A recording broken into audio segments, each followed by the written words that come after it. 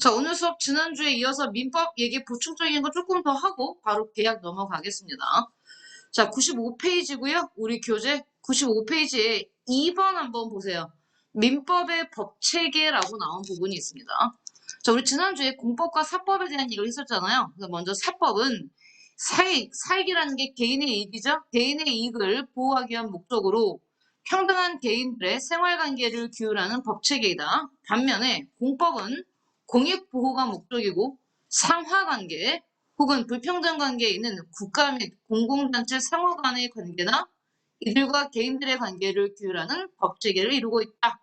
지난주에 한 번씩 다 본 겁니다. 민법의 물권과 채권편의 계산법은 이익사회를 규율하는 법으로서 합리적이고 타산적인 데 반해 친족과 상속편의 가족법은 공동사회를 규율하는 법으로서 습속적인, 관습적인, 보수적인 성격을 가르친다. 선생님 지금 말할 거는요. 그 얘기가 아니고 이 얘기를 하려고 이 일반법과 실체법 한번 메모해 주세요. 그런 다음에 옆에다가 이 설명이 너무 어렵게 나와 있기 때문에 옆에다가 여러분이 필기를 해주면 됩니다. 민사 일반법이라고 민사 일반법 땡땡 하시고요. 지금 부르면서 쓸 테니까 여러분도 보면서 들으면서 쓰세요. 사법에 공통되는 법의 일반 원칙, 법의 일반 원칙. 우리 지난주에 법의 일반 원칙 배웠었죠? 법의 일반 원칙을 담고 있다. 법의 일반 원칙을 담고 있다. 그래서 가장 대표적인 게 이 민사 일반법에 들어가는 게 바로 지금 우리가 배우려는 뭐다? 민법이다. 그래서 민법은요. 우리가 지금 이번 달에 배우는 민법은요. 일반법에 들어갑니다. 일반법. 자, 일반법의 뜻이 뭡니까? 법의 일반 원칙을 담고 있는 게 바로 일반법이라는 얘기고요. 그 일반법의 가장 대표적인 게 바로 민법이다. 그런 얘기입니다. 반면에 그럼 민사 일반법에 상당하는 그런 단어는 또 뭐가 있다? 민사 특별법이 있어요. 95페이지입니다. 지금 우리 페이지 95페이지에 필기하고 있습니다. 민사 특별법은요. 우리가 배우지 않지만 사법에 들어가는 상법. 우리 지난주에 개인과 개인의 관계를 다루는 게 민법과 상법이 있다고 했잖아요. 그 상법. 그 다음에 자 우리는 뭐 배우지 않겠지만 뭐가 있냐면 주택임대차법, 주택임대차법 등등도 되게 많아요. 사법도. 근데 이런 것들, 민법을 제외한 나머지 사법들은 민사에서도 특히 어디에 들어간다? 특별법에 들어간다는 얘기입니다. 자, 다음요. 다시 또 법을 실체법과, 여기 실체법 나왔죠? 실체법과 무엇으로 나오냐면 절차법으로 나눠요. 실체법과 절차법. 그럼 실체법은 뭐냐? 실체법은요. 권리관계. 권리관계 그 자체를 다룹니다. 권리관계 그 자체를 다루는 법입니다. 다루는 법. 대표적으로 지금 우리가 배우는 뭐가 있겠어요? 민법이 있겠죠. 그래서 민법은 뭐라는 얘기입니까? 민법은 일반법이고 민법은 실체적인 법이라는 뜻입니다. 반면에 절차법은요. 권리를 실현시키기 위한, 즉 권리 실현을 위한 절차를 다루는 법입니다. 절차를 다루는 법. 그래서 뭐가 있냐면 민사소송법이 있죠. 하지만 우리 민사소송법은 안 배워요. 배우지 않습니다. 우리는 그래서 민법만 배우기. 여기서 지금 나와있는 법들 중에 우리는 민법만 배우기 때문에 같이 민법의 종류를 나누자면 일반법에 들어가고 실체법에 들어간다. 그 얘기를 한 겁니다. 선생님 지난주에 이걸 안 보고 갔기 때문에 오늘 여기까지 보고요. 여기까지가 지난주 진도라고 생각하시면 돼요. 그래서 오늘은 민법은 자 우리 지난주에 뭐라고 얘기했어요? 민법은 두 가지를 다룬댔죠. 재산관계와 가족관계. 그중에 오늘부터 이제 뭐가 시작되는 겁니까? 재산관계가 시작되는 거예요. 재산관계는 계약이 있고요. 불법행위가 있습니다. 불법행위에 따른 손해배상이 있어요. 우리 그 얘기를 할 거고요. 굉장히 복잡합니다. 여러분이 이 교재 말고 수능 특강도 있어야 돼요. 왜냐하면 우리 교재에는 청소년 관련 계약이 없기 때문에 그거는 우리가 수능 특강 보고 할 거고요. 자, 필기를 다 하셨으면 우리가 지난주에 근대민법과 현대민법의 차이를 공부했었죠. 근데 사실 우리가 배우는 이 민법이라는 것 자체가 출발점이 무엇부터 출발을 했냐면 써보세요. 민법의 기초는 소유권에 대한 소유권에 대한 보장에서 출발했습니다. 소유권에 대한 보장에서 출발한다. 그러면 민법이 다루고 있는 게 가족관계도 있고 재산관계도 있지만 진짜 중요한 게 뭐란 얘기예요? 재산관계예요. 여러분 우리 두 번째로 가족관계를 배울 텐데 가족관계도 대부분 뭐에 관련된 가족관계인 줄 아십니까? 재산에 관련된 가족관계예요. 즉 민법이라는 게 처음 생긴 게 우리가 법을 거슬러 올라가면 우리나라가 쓰고 있는 민법은요. 일제 식민지 시대 이전에 일본이 만든 거고요. 아니, 일본의 민법을 이제 우리가 거의 뭐 똑같이 가져온 거고 일본은 그러면 어디 걸 갖고 온 거냐면 독일 걸 가져온 겁니다. 그러면 독일은 또 독일이 창조했냐? 그건 아니에요. 로마법을 가져왔어요. 거슬러 올라가면 우리나라의 법은 여러분 혹시 세계사 시간에 중학교 때 로마법 얘기하면서 로마가 정말 가장 잘 만들었던 게 뭐라고 배웠어요? 법과 건축물이잖아요. 그러면 그 중에 법하면 뭐 기억나는 거 없어요? 12표법부터 시작하는 거?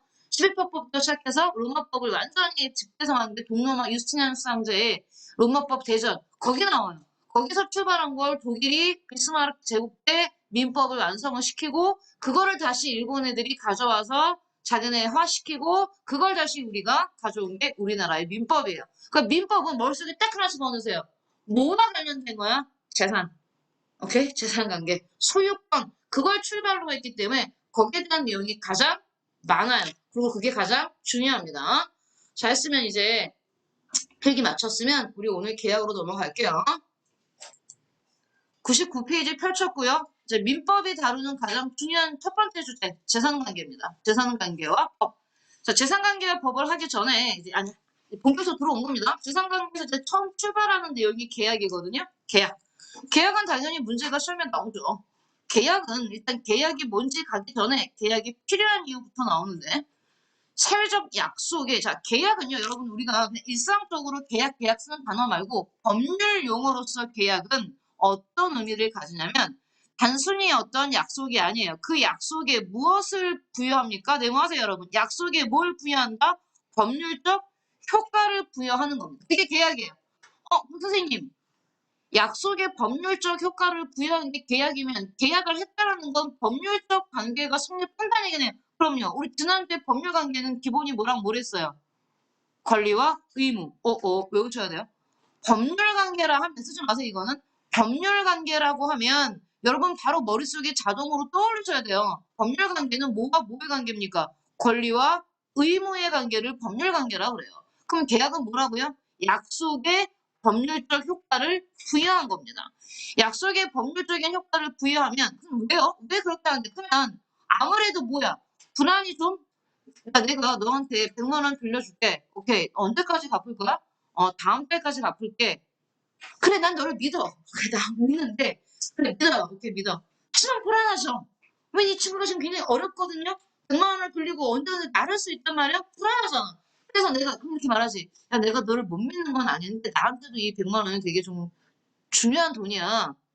그러니 나는 너가 좀 나를 믿게 해줬으면 좋겠어. 그럴 때 여러분이 계약을 하시면 되는 거예요.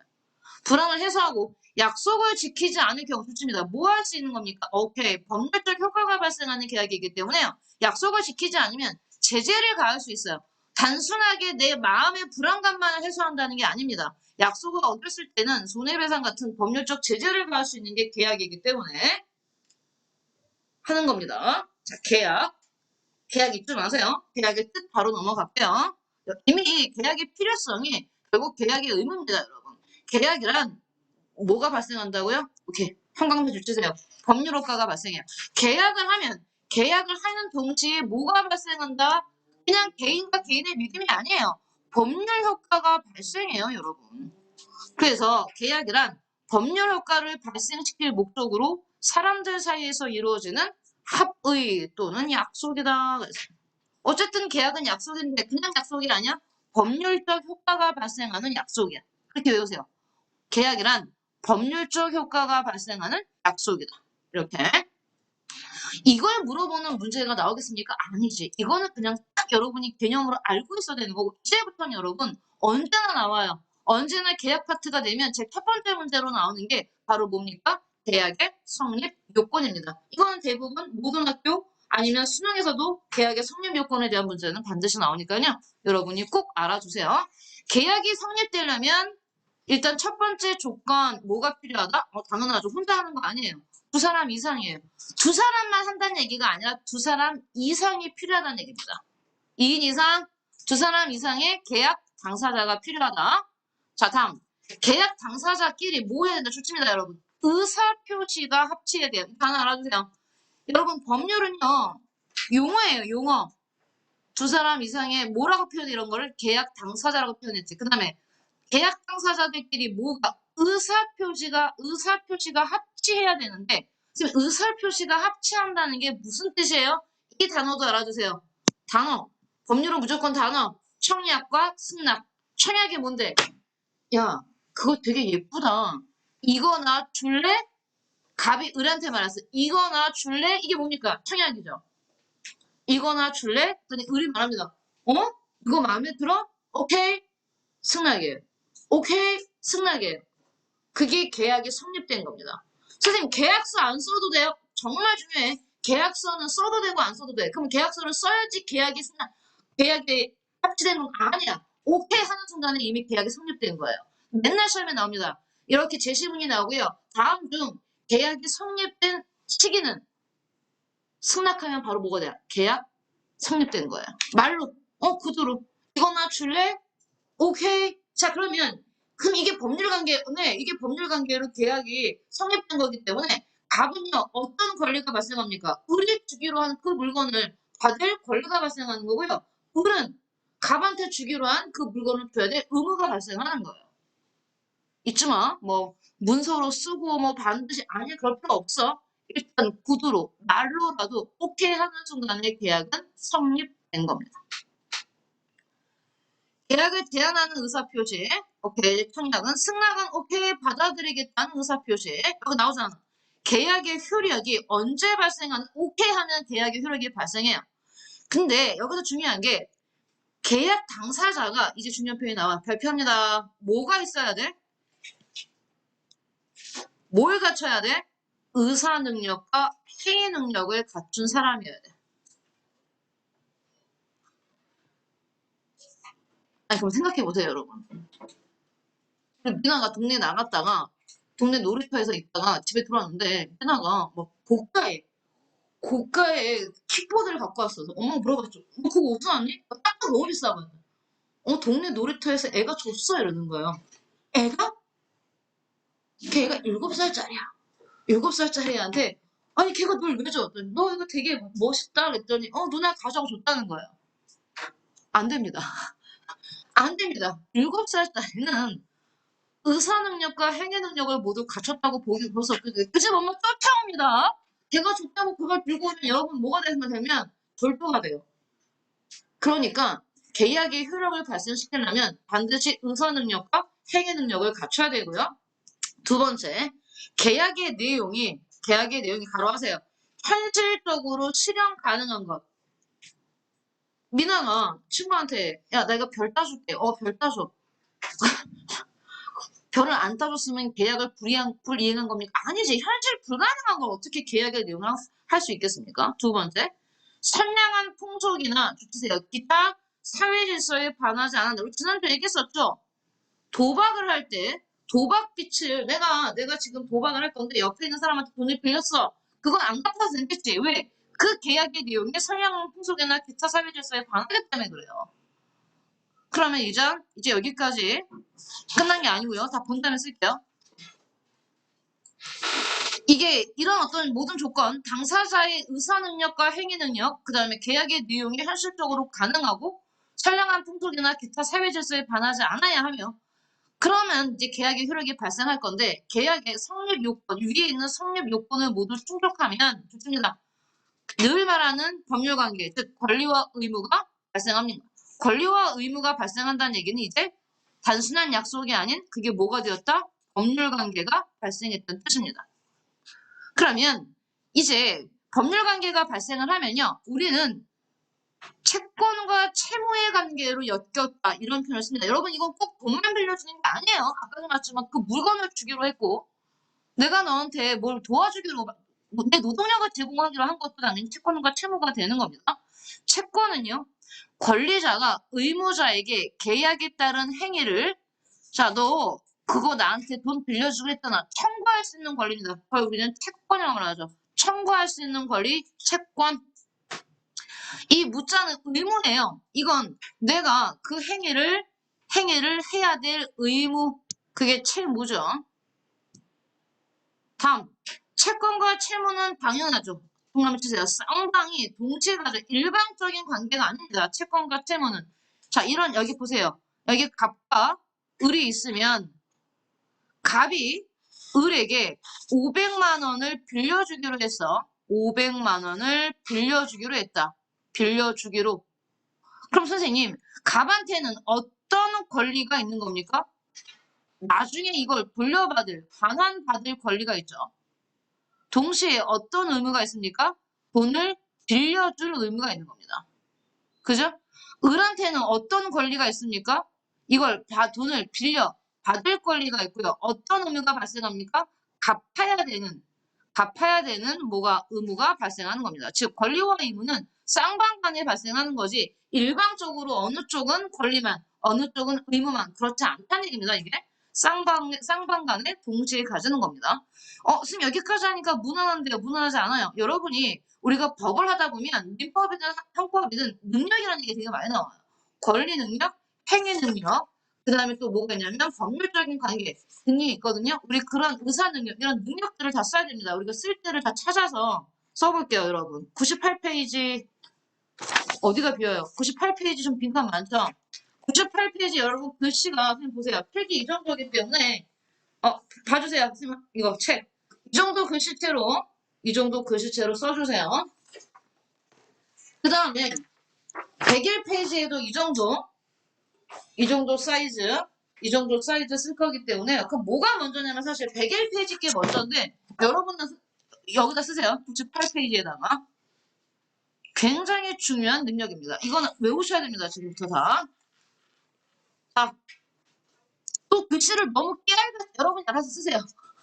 여러분이 알아서 조절하세요. 시작하겠습니다. 화면 안 보이시면 말하시고요. 선생님도 글씨가 잘 안 보여요. 우리가 배우는 이 법이라는 학문은요. 뭐 학문까지는 아니지만 법학은 권리를 둘러싼 학문입니다. 권리를 둘러싼 학문이다. 그러면 도대체 권리는 뭐냐? 권리 뜻부터 갈게요. 권리는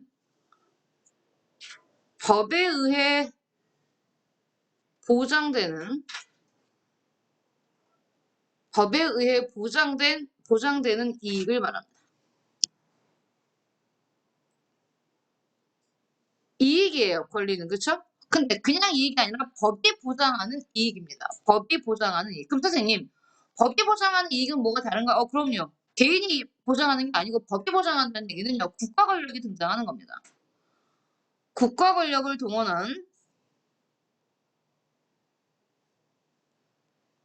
권력을 동원한 강제 집행이 가능해지는 겁니다. 쓰고 있죠? 강제 집행이 가능하다는 의미입니다. 가능하다는 의미. 법에 의해 보장된 이익이라는 건 국가 권력을 통해 뭐가 가능하다? 우리 단어 달아주세요. 강제 집행이 가능하다는 것을 의미합니다. 다시 한번 설명을 할게요, 이걸. 즉, 바꿔 말하면 국가 권력은 뭐예요? 강제력이죠. 국가가 강제력을 동원해 이익을 실현한다는 뜻입니다.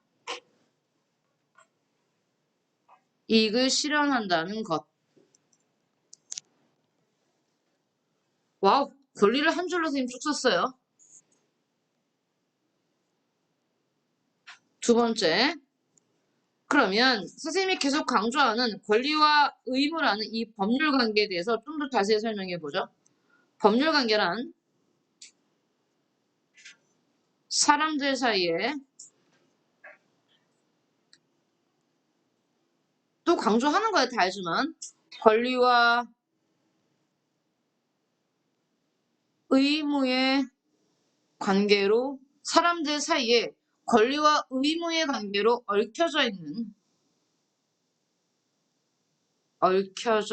있다는 것, 뭐 이렇게 쓸까요? 자, 이제 본격적으로 여러분 이거 그냥 내가 법학 전반에 대한 얘기를 한 거고요. 이제 모든 능력에 대해서 쓰겠습니다. 1번 가겠습니다. 1번이 지금 우리가 써야 되는 뭡니까? 권리 능력이 될 겁니다. 우리가 능력에는 권리 능력, 의사 능력, 행위 능력 이런 걸 쓸 건데 일단 권리 능력부터 쓸게요. 권리 능력의 의미 옆에다가 쓸게요. 땡땡하고 법상, 법률상, 법상 권리와 의무란 뜻입니다. 권리와 의무의 주체가 될 수 있는 지위, 권리와 의무의 주체가 될 수 있는 지위.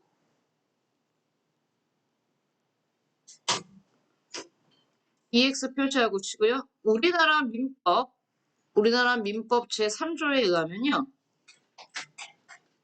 우리나라 민법 제3조에 의하면 땡땡 표시하시고 사람은 생존하는 동안 권리와 의무의 주체가 된다라는 조항이 있어요.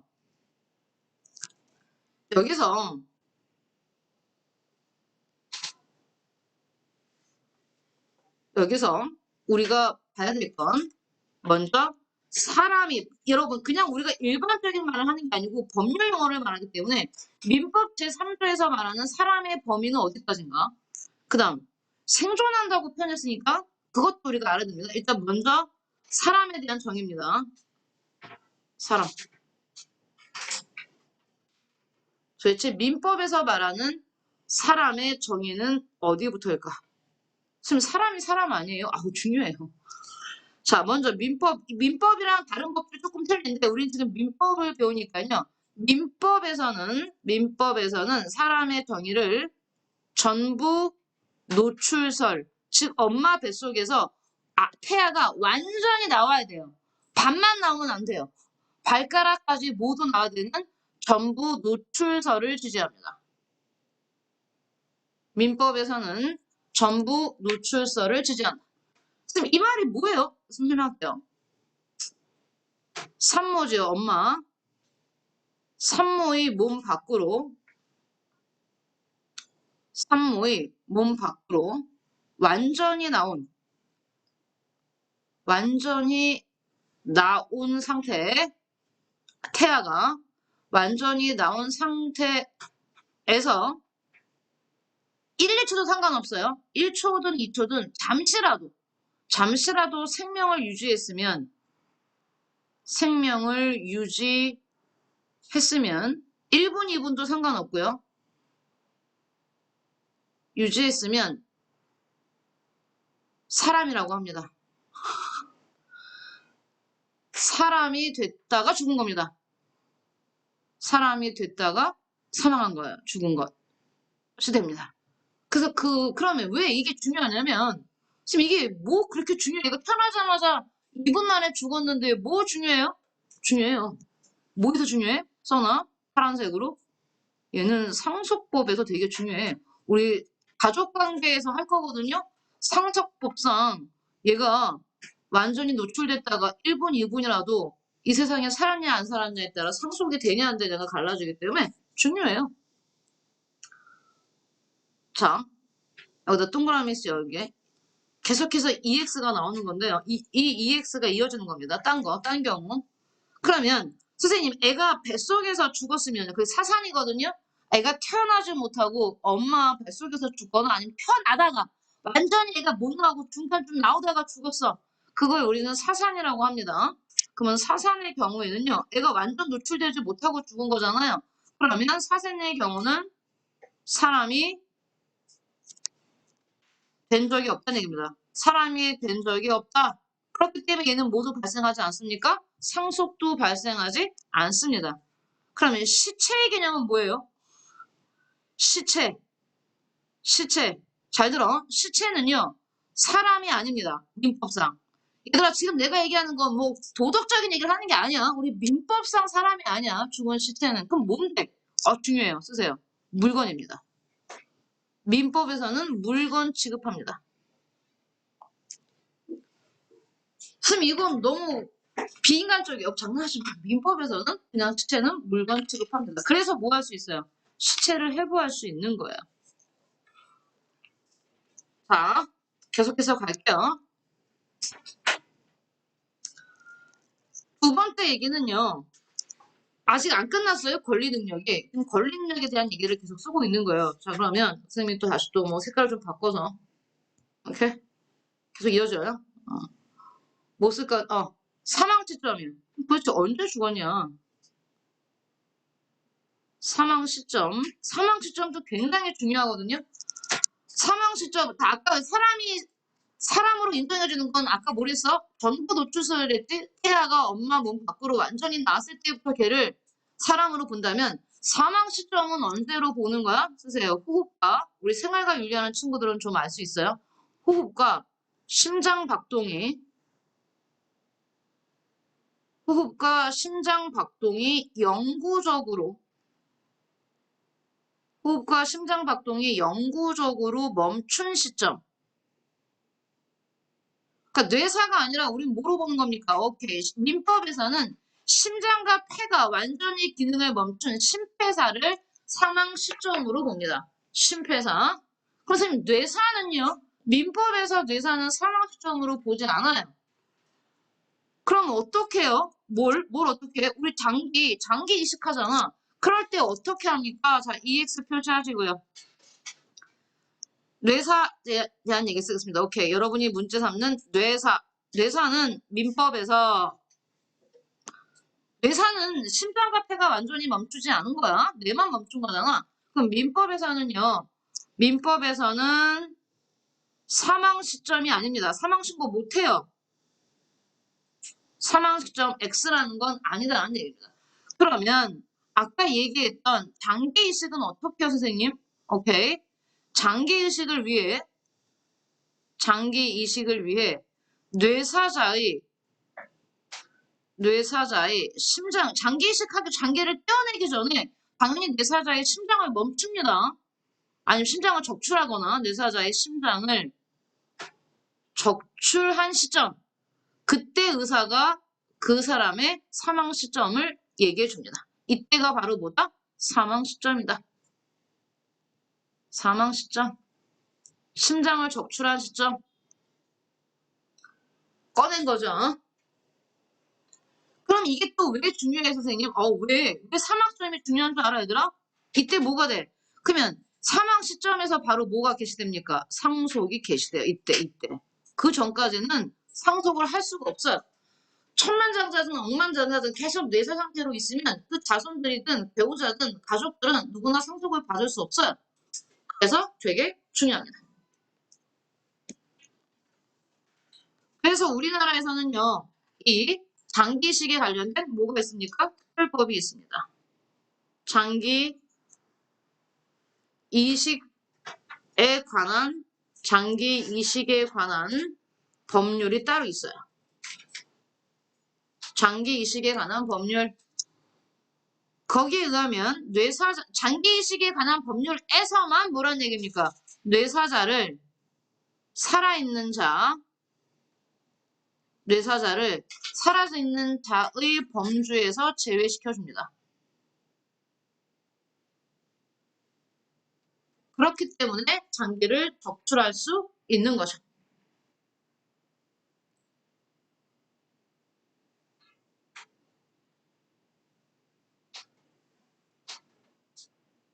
선생님 쓸 수 있는 시간을 좀 드리는 거고요. 글씨는 잘 보여요? 오케이. 조금씩 올릴게요.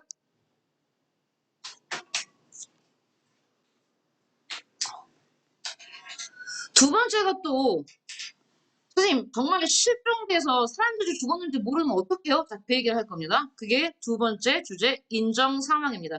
계속 사망 시점에 대한 얘기를 하고 있어. 첫 번째는 뇌사였어 얘들아. 뇌사. 두 번째는 인정 사망. 죽었는지 안 죽었는지 모르는 거야. 자, 인정 사망 쓸게요. 시체의 발견과 같은 시체의 발견과 같은 사망의 확증은 없으나 확실한 증거를 말하는 거죠. 확증은 없으나 즉 시체를 발견하면 이 사람이 죽었다는 걸 확실한데 시체를 발견하지 못했어. 우리나라에서도 형법에서도 여러분 살인죄가 적용되려면 시체가 있어야 돼요. 분명히 제가 죽인 게 확실해서 심정도 너무나 확실한데 시체가 없어. 하면 자기가 죽였다고 경찰서에 와서 자수했는데도 시체가 없으면 살인죄가 성립이 안 돼요. 그래서 시체 없는 살인. 여러분이 나중에 하고 싶으면 시체를 완벽히 없애세요. 시체 없는 살인은 살인죄가 성립이 안 되기 때문에. 그러면 이렇게 시체의 발견과 같은 사망의 확증은 없으나 이제 갑니다. 수해. 수해라는 게 뭐예요? 자연재 때 물 때문에 물 날리지 뭐 태풍이 온다든가 폭우 때문에 수해, 화재. 특히 화재는요. 다 타버리면 건물만 타는 게 아니고 시체도 완전히 전소해버리면 시체를 찾을 수 없죠. 그럼 여러분이 생각하잖아. 시체 없는 살인이란 바닷속에 던지거나 오케이 강은 안 돼요. 또 내려와요. 바닷속에 던지거나 태우면 되겠지.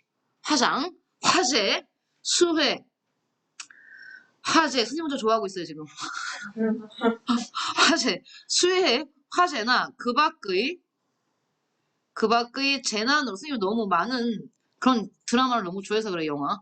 그 밖의 재난으로 인해 사망이 확실시 되는 경우.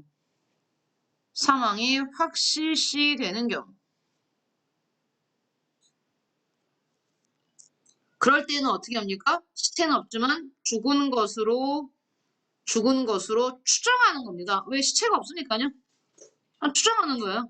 가장 대표적인 어떤 사고 현장이 여러분 항공기 폭발이죠. 와우. 항공기가 폭발해서 막 태평양 앞바다나 대서양 앞바다 이런 데서 항공기 폭발 사고 같은 경우는요. 항공기 그 막 잔해만 겨우 있고 그쵸? 항공기 추락하거나 추락 이런 사건 사고 현장에서 그럼 거기에 탔던 게 확실시돼.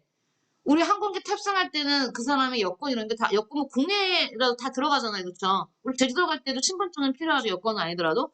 그런 건 여러분 배 탈 때도 신분증이 필요해요. 왜냐면 배나 항공기 같은 경우 조난사고나 사고를 당했을 때 그 사람이 사망했다는 것을 가족들한테 알려야 되기 때문에 여러 가지 법률 관계가 있기 때문에 그렇습니다. 이럴 때는 그냥 죽은 것으로 추정합니다. 세 번째, 실종 선고. 우리 지금 사망 얘기하고 있습니다. 사망 안 끝났어요. 뇌사, 인정 사망, 그 다음에 실종 선고입니다. 여러분, 누가 그냥 실종했어라고 해서 실종자가 되는 게 아니고요. 법원이 선고합니다. 사망의 개연성이 높거나, 사망의 개연성. 죽었을 것 같은 거야, 그냥. 사망의 개연성이 높거나, 생사조차 알 수 없을 때, 연락이 전혀 안 되는 거죠. 생사조차 알 수 없는 경우 생사조차 알 수 없는 경우 중요한 건 누가 선고합니까? 실종 사망이라고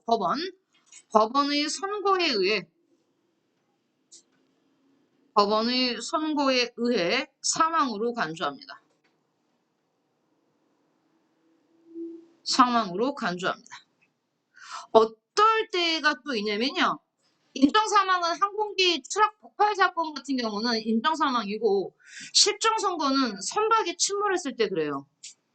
선박 침몰 사고.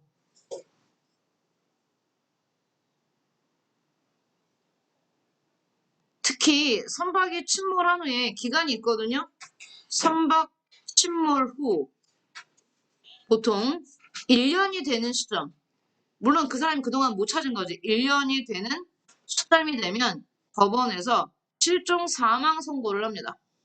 그러면 당연히 사망과 동시에 뭐가 나온다고 얘들아? 상속기시. 사망과 동시에 상속기시가 되기 때문에 선생님 다 썼어요.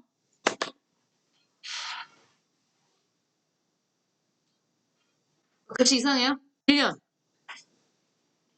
내가 봐도 이상하네요. 왜 이상해요? 어머, 글씨가 왜 이래요? 다시 써줄게요. 선박 침몰 후 1년이 되는 시점.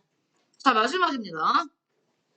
사망 시점은 끝났고요. 이제 사람 이제 계속 지금 사람 얘기하고 있는 거죠? 사람. 오케이. 민법의 경우 전부 아니지. 우리 사람 얘기하는 게 이거지. 권리 능력. 권리 능력을 하기 위한 거지. 권리 능력은 사람은 생존하는 동안 권리와 의무를 주체된다 해서 권리 능력이 있다. 즉 사람한테 뭐가 있다는 얘기입니까? 권리 능력이 있다는 얘기는 바꿔 말하면 여러분이 집에서 뭐 데리고 있거나 함께하는 반려견이나 고양이 이런 애들 안 됩니다. 걔는 권리 능력이 없어요. 뭐 보면 가끔 뉴스에 해외에서 뭐 세상에 이런 일 이런 거 보면 막 억만장자인데 자기 고양이한테 전 재산을 상속하고 막 하고 이러잖아요. 그거 불쌍함. 왜? 사람이 아니기 때문에. 자, 그러면 사람에 대한 얘기를 쭉 하면서 또 뭐가 있다는 얘기를 할 거냐면 태아 얘기입니다. 태아. 아까 태아는 일단 선생님 태아는 그러면 기본적으로 태아는요 쓰세요. 권리 능력이 없습니다. 태아라는 건 엄마 뱃속에 있는 애를 말해요.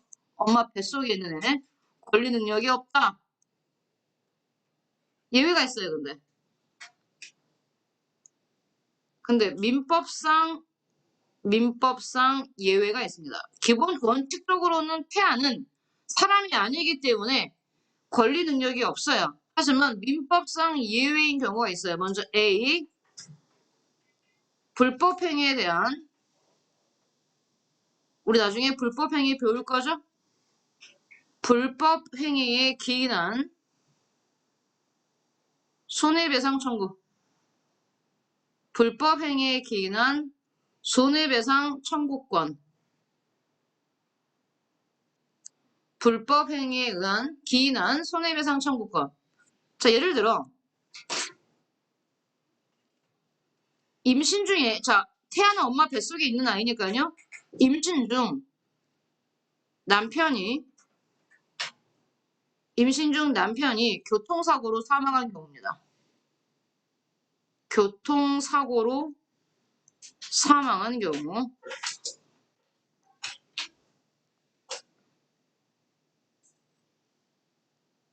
그러면 그때는요. 이 뱃속의 아이인 태아도 상속권이 있어요.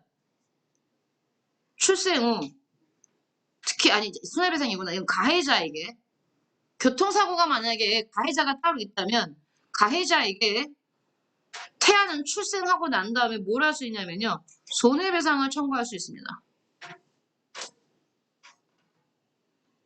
손해배상 청구권을 가집니다. 근데 이 아이가 건강하게 출산하지 못하면요. 그러면 없죠. 건강하게 출생하면. 물론 아이가 태어나자마자 손해배상을 청구할 수는 없고 법정 대리인 엄마가 하겠죠. 엄마가. 그럼 봐봐. 지금 뭐가 달라져요?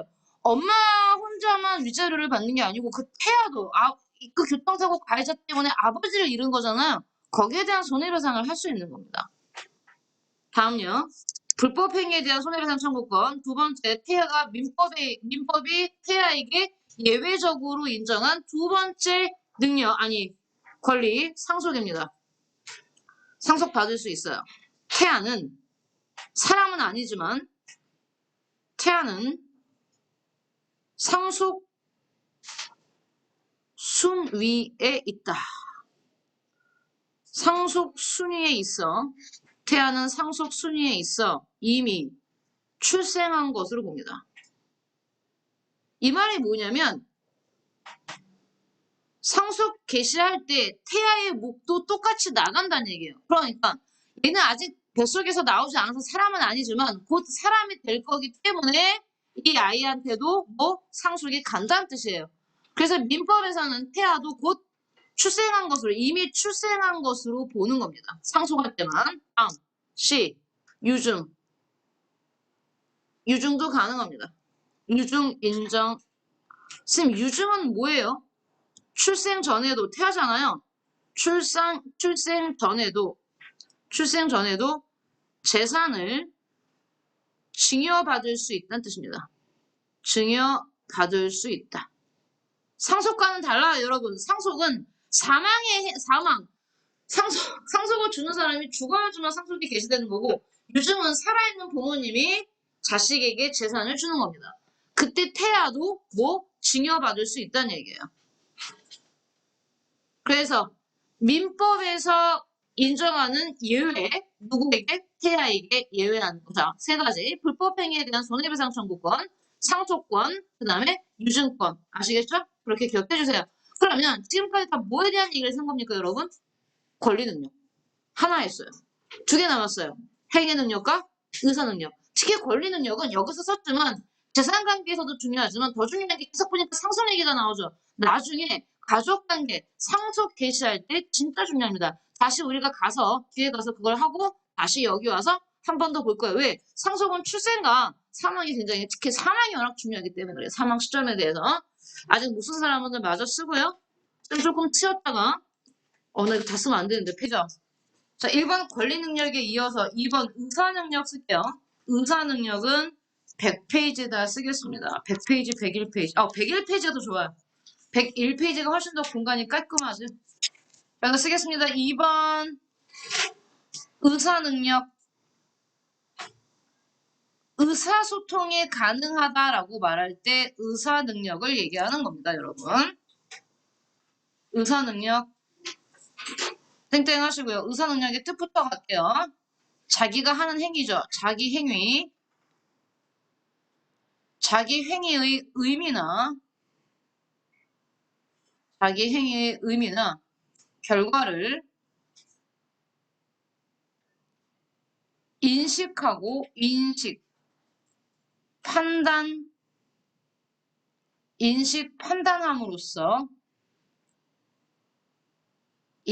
판단함으로써 법률 행위를 하는데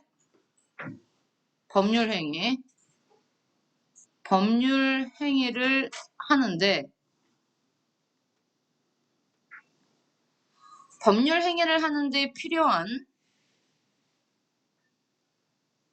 행위를 하는데 필요한 정상적인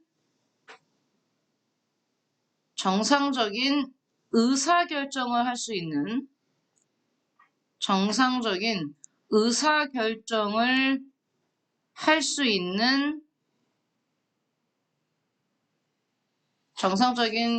의사결정을 할 수 있는 정신 능력 또는 판단 능력. 그런 다음에 줄을 쳐놓으세요. 색깔 있는 펜으로. 하고 싶은 말은 이거죠, 마지막에. 정신 능력 또는 판단 능력입니다. 내가 뭘 하고 있다. 내가 내 물건을 얘한테 주고 있구나. 그래서 아까 말했던 고가의 장난감을 5살짜리 어린아이한테 받았다고 계약 성립됐다고 가져오면 안 되는 거라는 얘기입니다. 자, 그러면 1, 동그라미 1번 하고, 그러면 누가 안 되냐? 누가 의사 능력이 없냐? 쓰세요. 유아나 어린아이죠. 아주 어린아이. 유아나 아니면 그의 버금가는 유아는 아니지만 그의 버금가는 지적 능력이 있는 사람, 지적 장애인이라고 말하죠. 지적 능력이 정신연령이 5살 이런 사람도 있잖아요. 버금가는 지적 능력 정도만 있는 사람.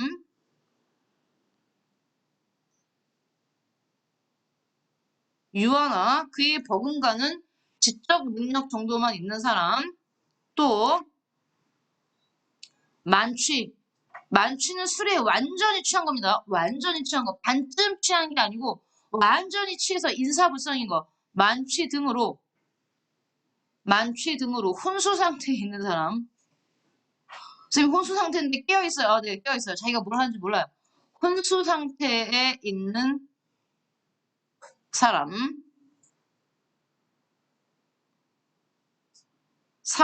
우리 이런 사람들. 이런 사람들을, 자, 이런 사람들을 우리는 의사 능력이 결여된 사람이라고 말합니다. 의사 능력이 결여된 사람. 그래서 이 사람들을 합쳐서 뭐라고 부르냐면, 중요한 단어입니다. 의사 무능력자. 의사 능력이 없다. 우리가 쓰는 용어예요. 법률 용어. 의사 무능력자라고 합니다. 다시. 의사는 무능력자는 어떤 사람들이 의사 무능력자다? 유아나 그의 버금가는 지적 능력 정도만 있는 사람. 그 다음에 만취 등으로 혼수 상태에 있는 사람. 자, 지금 하나 되게 웃겨요. 그런 다음에 여기다가 여기 딸려있는 별표입니다. 2번에 딸려있는 별표를 하시고요. 우리가 뒤에 3번에서 배울 행위 능력,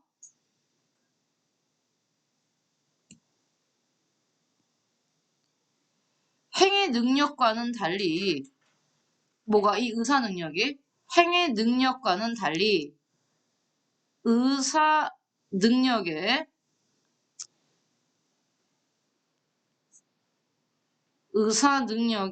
유무, 즉 의사 능력이 있냐 없냐는 유무를 정한 의사 능력의 유무를 정한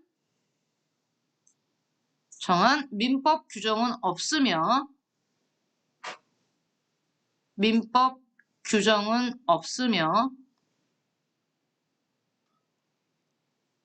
이는 구체적인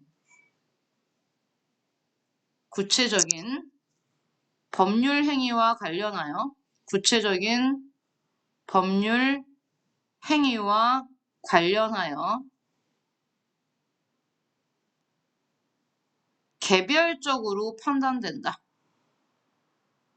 개별적으로 판단된다.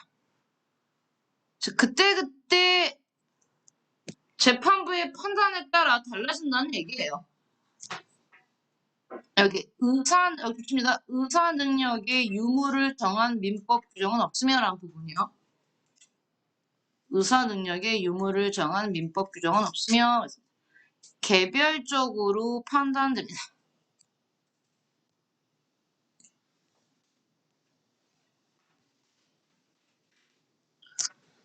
자, 세 번째 갈게요. 아니, 마지막 하나 더 써야 되는구나. 어머.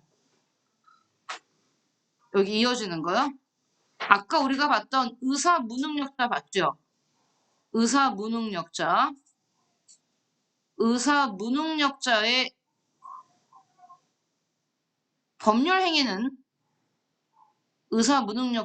법률 행위는 팔이야. 중요한 단어 쓸 거예요. 무효입니다. 여러분 무효와 취소의 차이가 굉장히 중요해요. 근데 얘는 무효예요. 일단 나중에 쓸게요. 무효와 취소의 차이는 일단 얘네들 의사 무능력자의 법률 행위는 무효입니다. 계속 갑니다. 세 번째 행위 능력. 우리 지금 능력 몇 개째 하고 있어요? 세 번째 하고 있어요. 권리 능력, 의사 능력, 행위 능력이 있습니다. 자, 행위 능력 쓸게요. 단독으로는 보호자 없이 혼자서 이런 뜻이죠. 단독으로 확정적인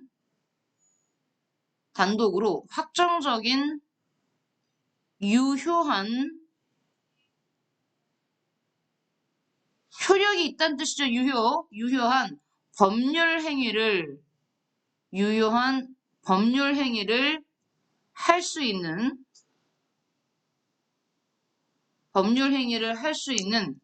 법적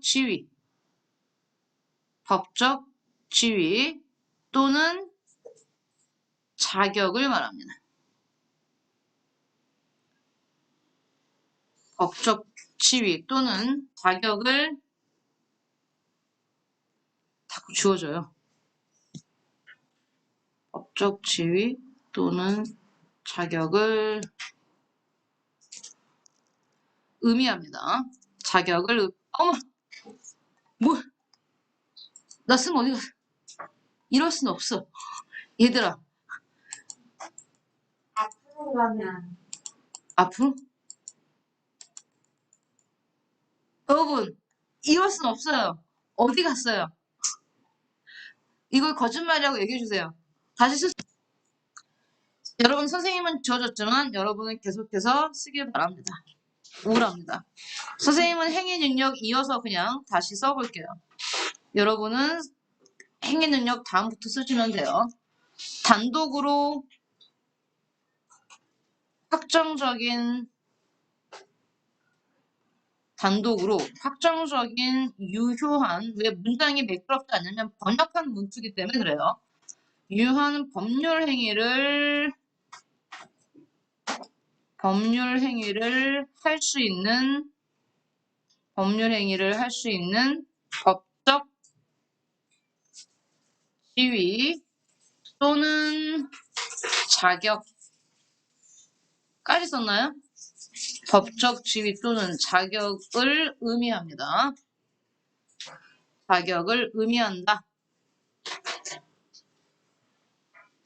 행위 능력의 여부는 계속 쓰세요, 여러분. 이어지고 있습니다. 행위 능력 여부의 판단은 연령이 있습니다. 이건 정확히 정해져 있어요. 아까 의사 능력은 딱히 정해져 있지 않다 그랬잖아요. 하지만 행위 능력 여부의 판단은 연령을 기준으로 19세. 선생님 만자 안 붙인다 그랬어요, 이제. 그냥 우리가 나이를 말하면 무조건 많은 나이입니다. 많은 나이. 연령 19세 또는 후견 개시의 심판과 같은 후견 개시의 심판 이런 말이 있어요. 할까요? 후견 개시의 심판과 같이 획일적으로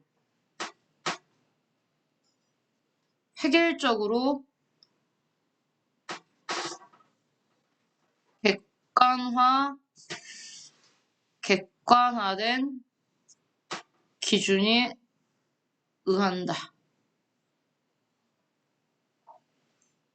객관적 기준에 의한다. 아주 중요합니다. 연령. 자, 이거는 뭐 개별적인 판단에 따른 게 아니고요. 행위 능력은 딱 정해져 있어요. 법에. 자, 그러면 선생님이 여기서 뭐 썼냐면 후견개시라는 얘기 썼잖아요. 후견개시. 그 다음에 아까 의사능력에는 의사 무능력자가 있다라면 이 행위 능력에는 뭐가 있냐면 행위 무능력자라는 표현보다는 제한 능력자라는 표현을 쓸 거거든요. 그래서 역시 별표하시고요. 제한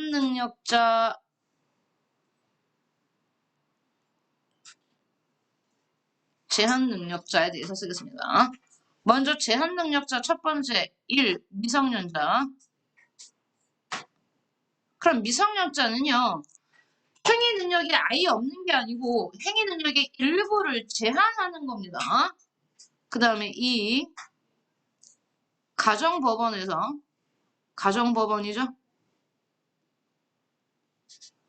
가정법원의 선고로 정해진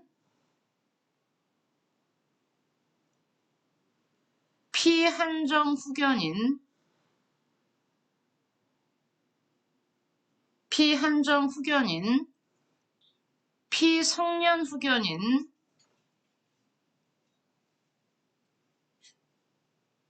피성년 후견인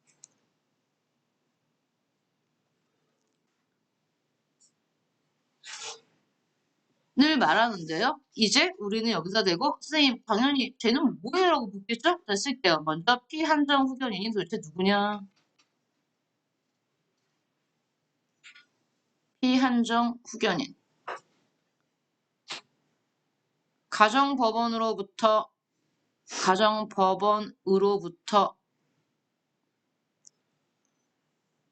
조심해야 돼.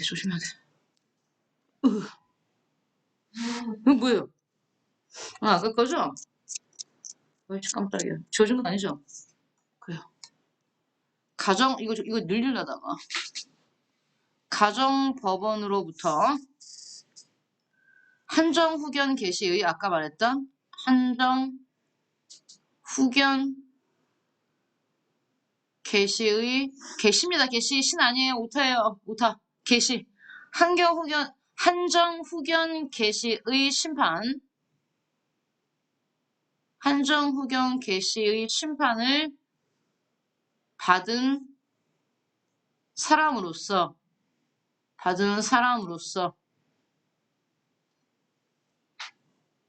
질병, 장애, 노령, 그 밖의 정신적 제약으로 사물을 처리할 능력이 부족한 사람.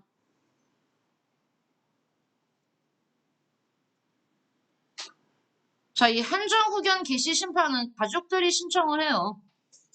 대표적으로 얼마 전에 롯데그룹 회장이 노환이 와서 그 아들들이 상속 분쟁이 여러분 그냥 상속 아니에요. 롯데그룹입니다, 여러분. 롯데그룹 어마어마하죠. 일본에 있는 롯데그룹 것만 해도 어마어마합니다. 그 롯데그룹 상속을 둘러싸고 아들들끼리 왕자의 난이 일어났는데 그때 둘째인가 첫째 아들인가가 자기 아버지 롯데그룹 창업주죠.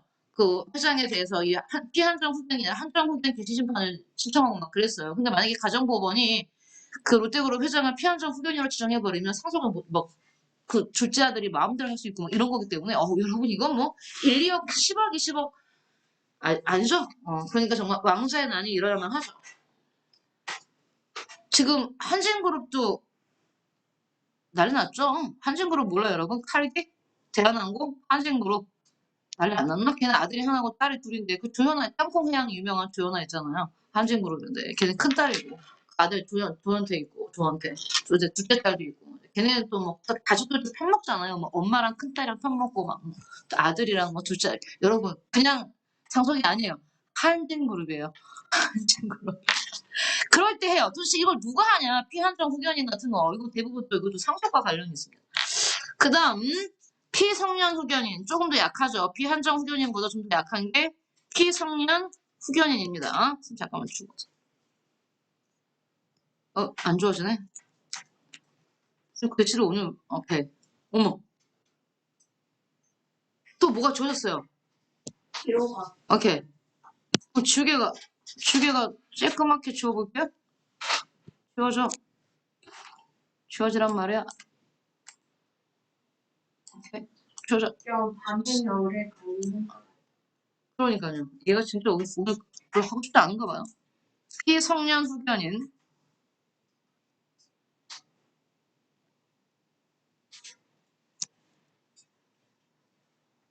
쓰세요. 피한정 후견인보다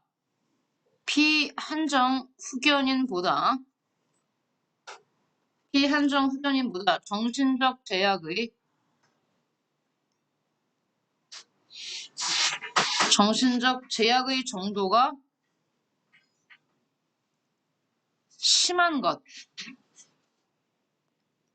심한 경우로 더 정신 연령이 떨어지는 경우죠. 역시 아무나 인정할 수는 없군요. 가정법원이 판단을 해야 됩니다. 가정법원으로부터 가족만 할 수 있는 건 아니에요. 지방자치단체장도 신청할 수 있어요. 가정법원으로부터 성년 후견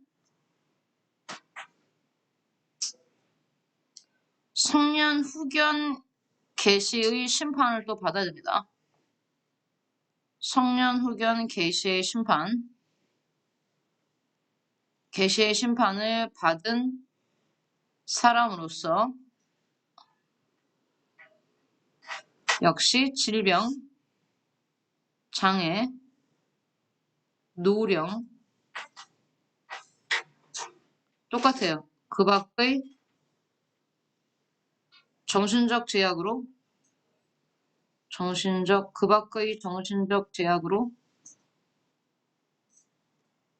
사물을 처리할 능력이 부족한 사람. 선생님, 그러면 어떤 사람이 피성년 후견 개시의 심판을 받아서 가정법원으로부터 피성년 후견인으로 지정이 되면 단독으로 법률 행위를 못해요. 네 재산이지만 내 맘대로 못 써요. 바뀌어버려요. 그러면 어떻게 해요? 이건 영원히 아니지. 가정법원에 또 이 사람이 질병, 약간 정신적 우울증 때문에 굉장히 심각한 정신착란증을 앓고 있어서 가족들이나 아니면 그 밖에 그걸 재판을 신청할 수 있는 사람들이 피성년 후견 신청을 해서 가정법원에서 선고를 받았다 하더라도 2년, 3년 뒤에 열심히 치료를 받고 나았다. 그러면 다시 풀어줄 것을 신청하면 돼요. 역시 대신에 가정법원에 선고가 있습니다. 이제 이 사람은 모든 치료를 끝내고 뭐 마약을 너무 오랫동안 복용하다가 그 마약을 끊기 위한 어떤 훈련이나 어떤 그런 치료를 받았다라고 병원에서 이 사람이 정신이라고 정상적으로 판단을 내리면 다시 자기 재산을 마음대로 쓸 수 있게 됩니다. 어쨌든 피한정 후견인이나 피성년 후견인은 가정법원의 선고로 지정될 수 있는 거예요. 그럼 여러분은 외우실 게 뭡니까? 제한능력자죠. 우리 지금 뭐 나왔어요? 의사능력, 행위능력 배웠고요. 의사능력에서는 뭐가 나왔고 의사무능력자가 나왔고 그 다음에 여기 행위능력에서는 제한능력자가 나왔어요. 제한능력자는 법적으로 미성년자와 그 다음에 피한정 후견인, 피성년 후견이 있어. 그럼 이걸 왜 했는데 우리가 지금 계약을 배우는데 이걸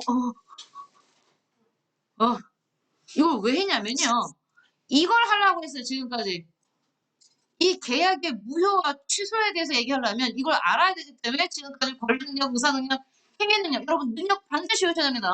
했습니다. 그래서 여러분이 쓸 게 바로 계약의 무효와 취소의 차이입니다. 아까 우리 잠깐 봤었죠. 뭘요? 의사무능력자가 행한 법률행위는 무효라고 그랬잖아요. 그러면 의사무능력자가 누구였습니까? 의사무능력자가 만취 등으로 뭐 혼수 상태에 있는 사람, 그 다음에 유아나 그에 버금가는 지적 능력 정도만 있는 사람이 의사무능력자였잖아요. 자, 그러면 일단 씁니다. 1번.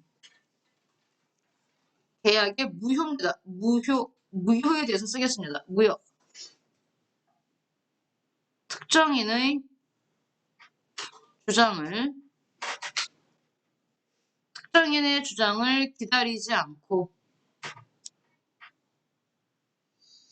특정인의 주장을 기다리지 않고 법률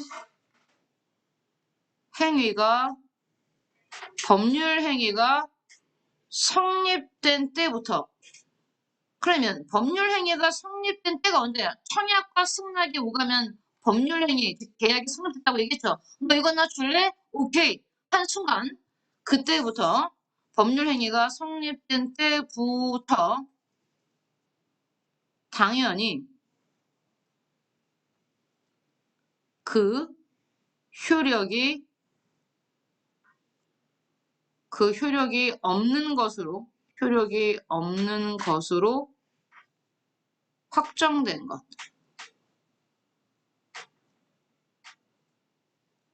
중요한 건 어디에 줄을 칠 거냐면요.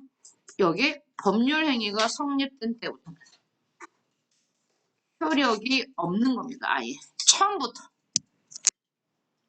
그러면 어떤 게 바로 무효가 되냐? 얘가 중요하죠. 이제 EX 어떤 사람들의 행위가 무효가 나냐? 우리 첫 번째 의사무능력자의 행위. 그래서 의사무능력자를 배웠고요. 그 다음에 반사회적 법률 행위. 의사무능력자의 법률 행위. 여기 법률입니다. 법률. 의사무능력자의 법률 행위, 반사회적 법률 행위, 불공정한 법률 행위. 아주 중요해요. 100% 예수하면 나와요. 기본입니다. 얘는 지금 계약에서 불공정한 법률 행위. 그래서 여러분이 얘는요. 아주 눈에 잘 띄는 형광펜으로요. 줄쳐놓으세요. 의사무능력자의 법률행위, 반사회적 법률행위, 불공정한 법률행위는 뭐다? 무효입니다. 무효.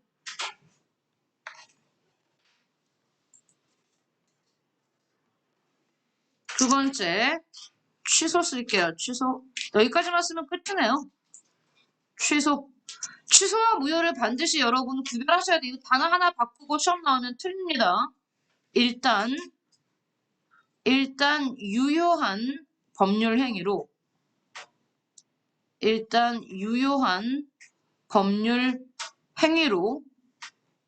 효력이 발생하며 취소는요 일단 처음엔 약간 무효는 뭐였어? 처음부터 유효하지 않은 거잖아.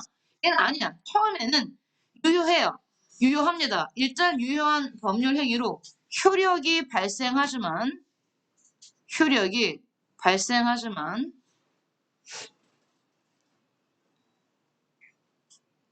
취소권자, 취소할 수 있는 권리를 가진 사람이 있거든요. 그 취소권자의 취소권 행사가 있으면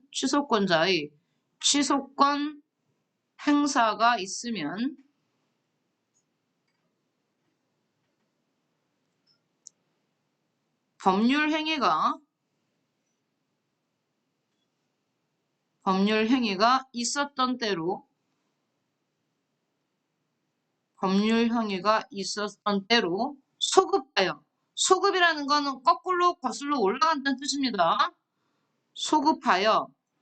소급하여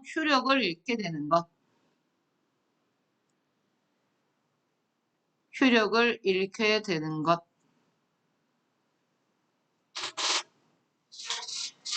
자, 여기서 중요한 건요.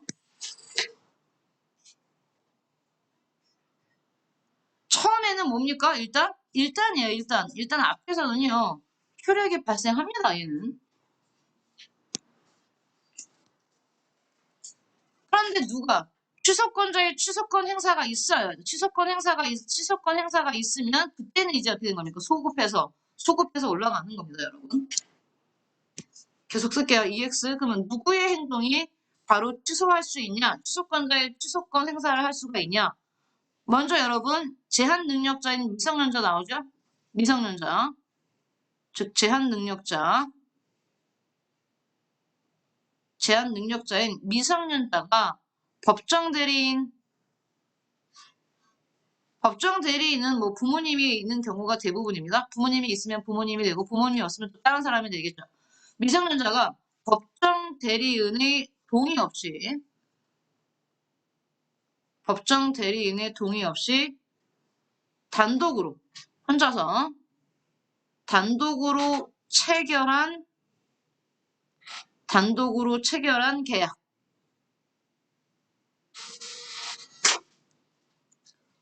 두 번째, 속임수나 사기치는 거죠. 속임수나 협박 또는 강요에 의해, 너 이거 내놔! 거의 갈취하는 거죠. 강요에 의해 의사표시를 한 경우.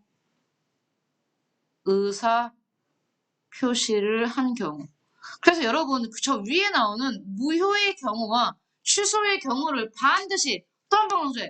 반드시 구별하셔야 돼요. 막 이거 섞어놓고 문제네요. 미성년자가 법정 대리인의 동의 없이 단독으로 체결한 계약은 무효다. 아니다. 취소 가능한 거야. 무효 아니야. 그 다음, 속임수, 협박, 강요에 의한 건 무효가 아니고 취소야. 취소. 이렇게 꼭 구별해 주세요. 이거 얘기하려고 지금 우리가 그 수많은 권리, 물론 이것뿐만 아니라 권리는 계속 나와요. 권리 능력은 권리, 능력, 권리 능력, 의사 능력, 행위 능력. 아니, 능력 안 끝났어요. 더 있어요, 능력이. 그게 또 형법에서 나오기 때문에 그때 또 한 번 쓸게요. 여러분 고생하셨어요. 쓰느라고. 자, 마저 더 쓰세요. 그 법률은 용어가 많아요. 근데 아직 안 끝났어요. 계약하고 있습니다. 자, 오케이. 다시 계약으로 돌아오세요. 계약으로 돌아오시면 99페이지에 계약의 효력까지 얘기했습니다. 그러면 계약은 우리 일상생활에서 선생님 어떤 계약들이 있어? 여러분 버스 탈 때 버스카드 쓰죠? 그거 계약이에요. 계약이야. 내가 버스카드로 내 돈이 이렇게 단말기에 되는 순간에 돈이 차감되잖아요. 차감되거나 또는 이렇게 신용카드에 넣기잖아요. 그러면 그걸 내가 냈기 때문에 버스기사 아저씨는 여러분들을 승차시켜서 여러분이 원하는 목적지에 내려다줘요. 뭐가 발생하는 겁니까? 의무가 발생하고 여러분은 요금을 지불했기 때문에 버스를 탈 권리가 발생하는 겁니다. 계약이에요. 친구들 사이에서는요. 야, 나 5천 원만 빌려줘. 내일까지 갖다 줄게. 오케이, 계약이에요. 그거 법률 관계입니다. 여러분, 법률 관계예요. 근데 안 갚았어. 그럼 나 얘를 고소하래요. 할 수는 있어요. 하지만 5천 원 때문에 고소하시면 고소하는 비용이 더 많이 들어서 고소를 안 할 뿐이지 할 수 있어요. 왜? 법률 관계니까. 알겠지? 그래서 나오잖아요. 이 계약은 법률 관계이기 때문에 계약을 이행하지 않았을 때 뭐가 발생합니까? 손해배상을 청구할 수 있다는 얘기가 나옵니다. 그러면 계약을 이행하지 않은 것, 그걸 우리 뭐라고 불러? 발표해. 채무 불이행이라고 부릅니다. 발표하세요. 형광펜으로 줄 칠게요, 여러분. 뭐? 채무 불이행. 채무 불이행. 채무 불이행이 뭐라고요? 채무자가 이거 돈 빌려주고 돈 갚고만 채무 아니랬어. 아까 모든 계약에선 채권과 채무가 발생하는 거야. 내가 내일 너 도와줄게. 이것도 채권과 채무가 발생하는 겁니다. 자, 채무 불이행. 채무자가 계약에 따른 의무를 제대로 이행하지 않는 것. 그것을 우리는 뭐라고 부른다? 채무 불이행이라고 불러요. 그러면 계약이라는 게 법률 관계이기 때문에 의무를 제대로 이행하지 않으면 국가 권력이 작동합니다. 법률 관계는 아까 누가 등장한댔어요? 국가 권력이 등장한댔죠. 강제적으로 이 사람을 채무를 이행할 수 있게 만들 수 있어요. 아니면 그게 불가능하면 뭐 할 수 있습니까? 여기 나오죠. 채무 불이행 때문에 뭘 본 사람, 손해를 본 상대방은 두 가지 경우가 있지. 계약을 해지하거나 그냥 없었던 걸로 하거나 아니면 야, 난 그거 꼭 받아야겠어. 강제 이행을 법원에 청구하고 그 다음 그로 인해서 발생한 뭐 손해배상을 요구할 수 있습니다.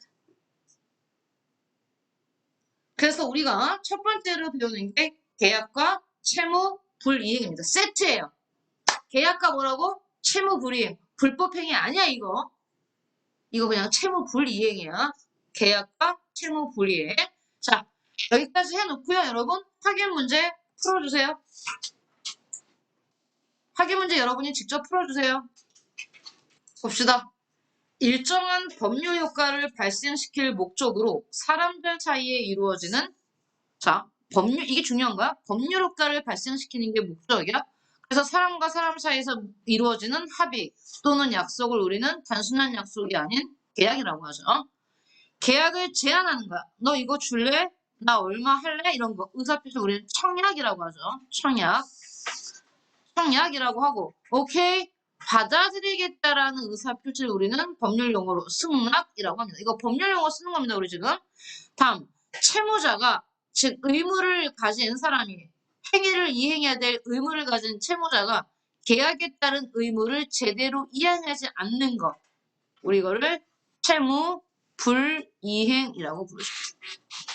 채무 불이행이라고 합니다. 다음 장 볼게요. 계약과 채무 불이행을 봤고요. 자, 그 다음에 이제 불법행위란 얘기를 할 겁니다. 아우, 중요해. 완전 중요해요, 여러분. 그렇죠? 불법행위. 불법행위의 뜻. 불법행위는요. 단순하게 채무를 불이행하는 게 아니라 이제 어떻게 조칩니다. 고의나 과실. 아, 중요하죠. 우리 고의나 과실의 차이점을 지난주에 썼죠. 어떤 사람이 고의나 과실로 고의 또는 과실로 내모에 뭘 어겨요? 위법이지, 위법. 법을 위반하는 겁니다. 고의나 과실로 위법하게 그 다음 줄치셔야죠. 타인에게 손해를 끼치는 행위. 한 문장 외우세요. 불법행위의 뜻 한 문장 외우세요. 불법행위란 고의나 과실로 위법하게 타인에게 손해를 끼치는 행위. 우린 그런 행위를 뭐라 한다? 불법행위라고 합니다. 그러면 불법행위를 저지른 우린 불법행위를 저지른 사람 동남자 뭐라 불러요? 가해자. 해를 가한 사람 가해자라고 부르잖아요. 가해자는 자신의 행위로 발생한 수치입니다. 자, 상대방이 피해를 봤으면 그 피해를 본 정도에 따라 뭘 배상한다? 손해배상을 할 뭐가 있습니까? 책임을 갖게 됩니다. 그래서 우리는 이 대목이 바로 뭡니까? 불법행위와 손해배상. 죄송해요. 여기 나가면 안 돼요, 우리 지금. 수능 특강 101페이지 통째로 발표합니다, 이거. 미성년자와의 계약. 완전 그냥 이 페이지 전체, 101페이지 전체를 발표하세요. 101페이지 전체를 발표한다. 미성년자는 만 19세 미만인 자. 미성년자는 아까 얘기했듯이 우리가 행위 능력이 있어서 뭐다? 제한 능력자죠. 제한 능력자에 해당하며 법률 행위를 할 경우 주쳐요. 여기 원칙적으로는 자, 얘들아 어떤 법률 행위든 법률 행위를 할 때는 원칙적으로 법정 대리인의 동의가 있어야 됩니다. 일단 원칙을 외우세요. 원칙. 선생님 저 버스 탈 때 엄마 동의 있어야 돼. 일단 원칙적으로는 법정 대리인의 동의가 있어야 돼요. 일단 원칙을 기억하세요. 원칙. 여기 원칙적으로는 법정 대리인의 동의가 있어야 됩니다. 하지만 상식적으로 여러분이 일일이 문구점에서 뭐 사고 할 때마다 엄마의 동의를 받는다는 거, 법정 대리인의 동의를 받는다는 건 현실적으로 불가능하잖아요. 그래서 뭐가 있냐면 미성년자가 법정 대리인의 동의를 얻지 않고 해주세요. 미성년자가 법정 대리인의 동의를 얻지 않고 한 법률 행위도 일단은 뭐하다? 일단은 유효하답니다. 일단은 유효하지만 일단이라는 표현을 쓰는 순간 여러분 어떤 말 빨리 떠올려야 돼요? 취소. 우리 아까 무효와 취소를 배웠죠? 일단 유효하지만 여기는 이제 별 10개 정도가 아니고 한 별 100만 개가 나와서 여러분이 문제 풀 때 자동으로 푸셔야 됩니다. 일단은 유효하지만 미성년자 본인이나 법정 대리인이 그 법률 행위를 취소할 수 있다. 달달달달 외우세요. 그냥. 누구랑 누가 취소할 수 있다? 미성년자 본인도 취소할 수 있어요. 아니면 미성년자 본인 말고 여러분의 부모님인 법정 대리인이 그 법률 행위를 아까 말했던 뭐 할 수 있습니까? 취소할 수 있습니다. 아 그러면 미성년자가 법정 대리인의 동의 없이 단독으로 한 법률 행위에 취소권자는 누구랑 누가 되는 겁니까? 미성년자 본인도 될 수 있고 미성년자의 법정 대리인. 선생님 여기 보세요. 태민이가 법정 대리인의 동의 없이 고가에 항상 고가가 붙어요. 여러분 입시 나올 때 고가에 뭐 살까? 노트북을 샀어요. 근데 선생님은 미성년자와 거래한 상대방입니다. 즉 선생님이 노트북 가게 주인. 근데 딱 봐도 애가 사가 보여서 당연히 서로가 서로를 선생님이 저한테 미성년자세요? 라고 안 물어봤어요. 그냥 딱 보고 그냥 대학생 같은 거야. 왜냐면 얼굴이 너무 노안이라 절대 청소년 생각하지 않은 거예요. 그리고 본인도 저 미성년자인데 말 안 한 거예요. 그래서 일단 우리가 노트북을 팔았어. 280만 원짜리. 어우 고가죠. 그럼 갔어. 근데 나중에 알고 봤더니 미성년자야. 그러면 태민이의 엄마가 태민이의 법정 대리인이 태민이랑 어떤 얘기하지 않고 태민이 동의를 구하지 않고도 뭐 할 수 있습니까? 취소할 수 있어요. 나 그거 안 살 거 다시 갖다 주면 돼요. 환불 정도가 아니야. 그냥 이건 취소할 수 있는 권리입니다. 취소권. 알겠어요? 오케이. 그 얘기예요. 물론 태민이도 이거 큰일 났는데 엄마한테 말 안 하겠다고 엄마가 화날 것 같아. 그러면 태민이도 바로 그걸 뭐 할 수 있습니까? 취소할 수 있어요. 이거는 상대방이 거래한 사장님이 너 환불 안 돼, 이건 안 돼. 법정 권리예요. 환불 안 되란 말을 할 수가 없어요. 취소권 자체가 뭐니까 미성년자를 보호하기 위한 뭐니까 권리니까요. 선생님 이건 너무 일방적으로 미성년자한테 유리한 거 아니에요? 맞아요. 제한 능력자인 미성년자를 보호하기 위한 거기 때문에 이거는 미성년자와 거래한 상대방이 불리합니다. 어쩔 수 없어요. 그걸 위한 법입니다. 이 자체가. 첫 번째, 제한능력자인 외우세요. 제한능력자인 미성년자는 법률 행위를 할 경우에는 원칙적으로 무조건 법정 대리인 동의를 얻어야 한다. 하지만 동의를 얻지 않고 하는 법률 행위도 일단은 유효하지만 미성년자 본인이나 법정 대리인이 법률 행위를 뭐 할 수 있다? 취소할 수 있다. 다음 발표하세요. 이번엔 미성년자가 법적으로 법정 대리인의 동의를 받지 않고 단독으로 혼자서 동의 없이 할 수 있는 거. 미성년자 단독으로 할 수 있는 법률행위 외웁니다. 1, 2, 3, 3개입니다. 미성년자가 단독으로 할 수 있는 법률행위 1. 법정 대리인에 의해 좋습니다. 범위를 정하여 처분이 허락된 재산. 너무 어려워. 쉬운 말로 할게요. 용돈. 범위를 정하여 처분이 허락된 재산. 그때 또 애들이 물어. 선생님, 용돈이 300만 원이에요. 한 달 용돈이 다 써도 돼요? 네. 놀라고 여러분 간이 이렇게 조그매. 여러분의 용돈이 300만 원이 아니라고 해서 300만 원은 너무 많지 않아요? 하지만 300만 원이 용돈이면 300만 원한테 뭘 사도 상관없어요. 법정 대리인의 동의 필요 없습니다. 용돈이니까. 하지만 분명히 말해야 돼. 용돈이라고. 오케이? 두 번째. 단순히 권리만을 얻거나 의무만을 면하는 행위. 이 말이 뭐냐면요. 단순히 권리만을 얻거나 의무만을 면하는 행위는요. 미성년자에게 전혀 손해볼 게 없고요. 오직 미성년자에게 득이 됩니다. 득. 예를 들어 태민이가 이모한테 30만 원을 빌렸어요. 급해서 엄마한테 말하지 않고 그다음에 얘기했지. 이모한테. 이모 제가 용돈을 모아서 꼭 갚을게요. 해서 태민이가 5천 원을 갚았어. 30만 원 중에 5천 원을 깠어요. 그럼 이제 얼마가 남았으니까 29만 5천이 남았죠. 근데 이모가 괜히 득한 거야. 태민이 되게 안 갚아도 돼. 뭡니까? 그때 잠깐 이건 법률 행위이기 때문에 엄마한테 물어볼게요. 엄마 이모가 나한테 29만 5천 안 갚아도 된다는데 안 물어봐도 돼요. 오케이. 단순히 의무를 면해주는 행위죠. 얘가 돈을 29만 5천 원을 태민이가 갚아야 될 의무가 있는데 이모가 안 갚아도 돼? 라고 말한 건 단순히 청소년에게 미성년자에게 의무만을 면하는 행위이기 때문에 법정 대리인의 동의 없이 계약이 성립됩니다. 안 갚아도 돼요. 다음 권리를 얻는 거? 자 이번에 삼촌이 외삼촌이 결혼 안 했어. 독신이야. 근데 난 아무래도 곧 죽을 것 같아. 네 생각에. 그래서 나는 너한테 나 죽기 전에 이건 상속이 아니죠? 지금 아직 죽진 않았지만 나는 1년 안에 죽을 것 같은데 내가 먼저 내 재산을 줄게 너한테. 그래서 외삼촌이 혹은 삼촌이 여기 아파트를 태민이한테 증여한다. 선생님 이거 엄마의 동의 아니 없어도 돼요. 받아도 돼요. 왜? 권리만을 얻기 때문에. 오케이?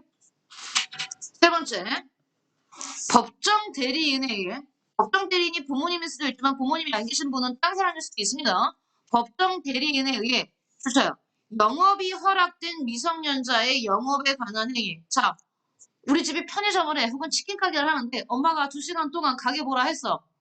자, 근데 손님이 왔어. 잠깐만요. 저 이거 팔아도 되는지 엄마한테 물어볼게요. 안 해도 돼. 안 해도 돼. 엄마가 2시간 동안 맡기는 거잖아요. 여러분한테 영업을 맡겼기 때문에 여러분은 물건을 팔고 돈을 받는 게 바로 뭡니까? 계약이죠. 법률행위이기 때문에 그거 할 수 있다는 뜻입니다. 문구점은 여러분이 운영할 수도 있어요. 오케이. 그러면 사실 선생님이 모든 예를 들 수는 없어요. 그럼 언제 예를 들 수, 우리가 문제를 통해서 그때그때 문제를 통해서 더 풍부한 예시를 보면 됩니다. 제한능력자 제도의 법적 의의는 아까 좀 말했지만 제한능력자 제도라는 게 거래의 안전을 여기 나왔잖아. 제한능력자 제도는요. 거래의 안전을 희생시키더라도 그랬습니다. 굉장히 중요합니다. 거래의 안전을 희생한다는 얘기는 아까 상대방한테 미성년자와 거래한 상대방이 불리할 수 있잖아. 일단 미성년자인도 모르고 팔았는데 다시 봐봐. 잠깐만 봐봐. A라는 손님이 와서 이걸 되게 마음에 들어 했어. 근데 잠깐 A라는 손님이 돈을 가지러 갔단 말이야. 근데 그때 태민이가 온 거야. 굉장히 노가진 태민이가. 그래서 나는 나중에 이 사람한테 팔고 싶은데 얘가 급하다고 막 사겠다고 팔았어. 그래서 얘가 왔단 말이야. 물건 파는 데서 얘가 되게 아쉬우면서 갔는데 얘가 그 다음날 취소해버려. 그럼 나만 못 판 일이잖아요. 그래서 상대방이 되게 불리한데 그럼에도 불구하고 이 법 자체가 그런 거래의 안전을 희생시키더라도 좋습니다. 누굴 보호하는 게 목적이다? 제한능력자를 보호하는 게 근본적인 법을 만든 취지가 있습니다. 입법 취지가 있다. 따라서 제한능력자는 자신의 의사 능력이 완전하지 않은 상태에서 법률 행위를 하였다는 증명을 하지 않아도 증명하지 않아도 일정한 경우 해당 법률 행위를 모할 수 있어. 내가 굳이 증명하지 않아도 뭐 할 수 있다? 취소할 수 있다. 그러나 이로 인해 제한 능력자의 상대방, 즉 제한 능력자와 거래한 상대방, 물건 판 사람이죠. 제한 능력자의 상대방에게 예측하지 못한 손해를 줄 수도 있으므로 제한 능력자와 거래한 상대방을 보호하기 위한 규정도 있습니다. 있어요. 있지만 미미해요. 있어요. 하지만 일단 우린 여기에 나오죠. 미성년자와 거래한 상대방의 보호도 있지만 일단 이 법 자체가 누구한테 더 유리하다? 제한능력자에게 훨씬 더 유리합니다. 그 뒤에 거는 다음 주에 할 거고요. 오늘 한 것도 많으니까 일단 얘는 정말 중요합니다. 미성년자의 계약. 다음 주에 이어서 계속 가봅시다. 고생하셨어요.